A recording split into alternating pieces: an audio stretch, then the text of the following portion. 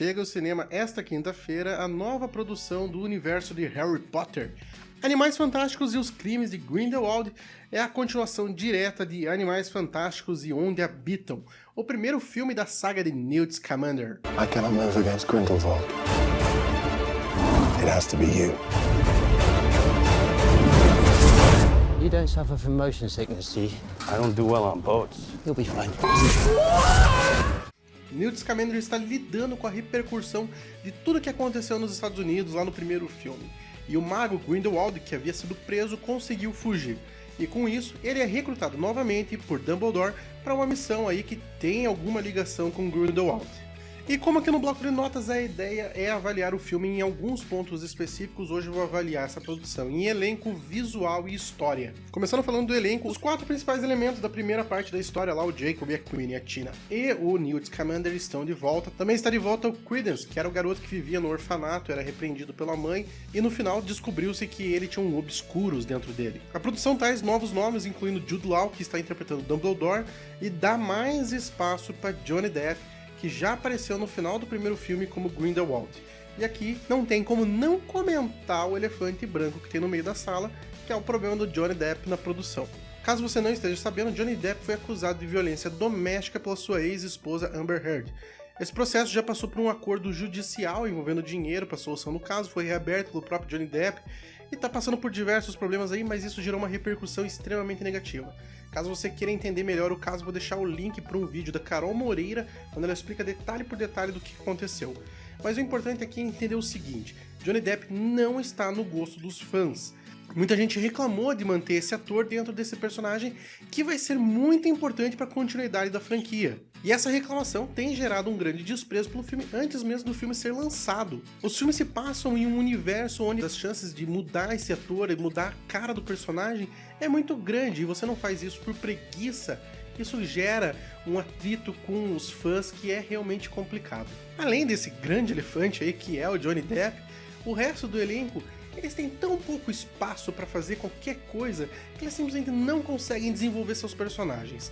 O Ed Redmayne, como Newt Scamander, ele não consegue gerar carisma. Ele continua sendo só o Ed Redmayne que evita olhar para a câmera direto. Então ele continua sendo exatamente o mesmo cara que a gente viu no primeiro filme, sem mais nenhuma profundidade, sem nada que a gente possa transformar em carisma pelo ator, pelo personagem. E de resto, todo mundo é tão pequeno a sua participação e tão insignificante, ou até mesmo tão mal explicada, que você simplesmente não consegue sentir gosto por nenhum dos personagens apresentados. Ainda assim, apesar dos diversos problemas que eu vou comentar depois, eles conseguem contar a sua história e você entende o que eles estão fazendo, cada um faz bem o seu papel, ok, não tem problema com isso, mas não é lá grandes coisas, não é nada que você se apaixone. Então aqui, nem pra cima nem pra baixo, uma nota 5, porque ficou bem mediano mesmo. Já falando da questão de visual, o visual com certeza é o ponto positivo do filme. Os primeiros minutos, que é a fuga do Grindelwald da prisão, realmente está muito bonito. Fez o 3D, em IMAX vale a pena, fazia tempo que eu não falava isso.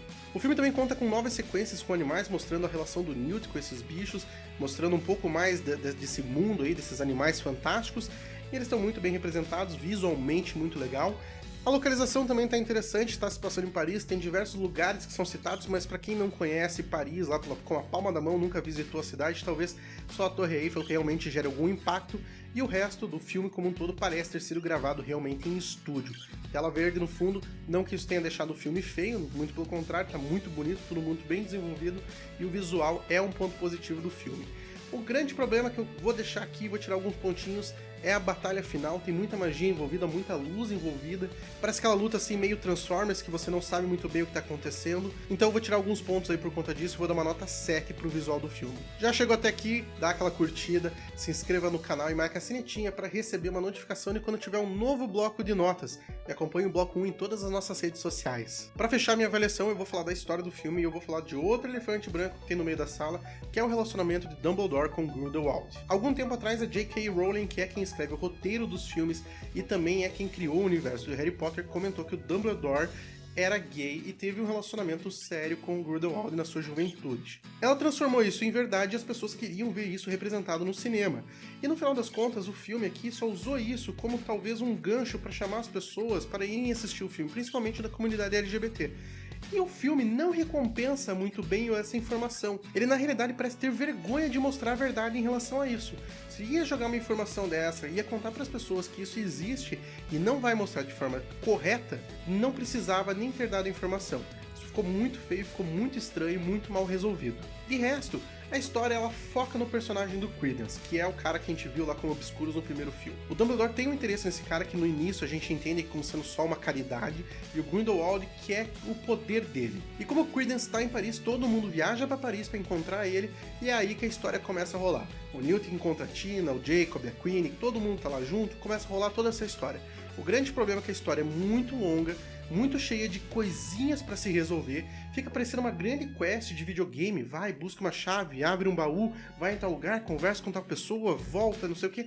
Isso tudo é muito emaranhado, e daí ele vai jogando alguns personagens, vai colocando o personagem da Nagini, o irmão do Newt, a Letra Lestrange, tudo isso totalmente sem sentido nenhum, totalmente sem necessidade, são grandes fanservices. E todo esse enrolado, todo esse emaranhado recompensa o espectador e o fã com um retcon, com uma mudança na história. Eles contam uma coisa no passado que altera demais o que a gente já viu tanto nos filmes quanto nos livros. Então por conta desse emaranhado e essa conclusão ruim, eu vou tirar muitos pontos aqui e vou dar uma nota 3. E a nota 3 eu vou dar porque ele consegue caminhar um pouquinho na história, dar algumas conclusões e também deixar aberto algumas questões para os próximos filmes. Em resumo, eu saí bem insatisfeito do filme. Eu considerava que a história podia continuar, tal como Harry Potter continuava indo para a escola e as coisas aconteciam à sua volta, até elas se tornarem grandes o suficiente para se tornarem a trama principal, as coisas poderiam acontecer assim também com o Newt. Ele continuava a sua busca pelos animais fantásticos, a escrita do seu livro e tudo mais, e as coisas aconteciam em torno dele, não ele viajar por conta dessas coisas. Além disso, toda essa história, que parece que é só 20 minutinhos de história e é esticado, mas esticado até demais, até sobrar uma linha muito fina, muito fácil de romper, essa história esticada ficou muito mal feita. É muito detalhe, muita coisa girando em torno de uma coisinha boba que podia ser contada em 20 minutos do próximo filme. Eles esticam isso tanto que fica até um pouco chato de ver.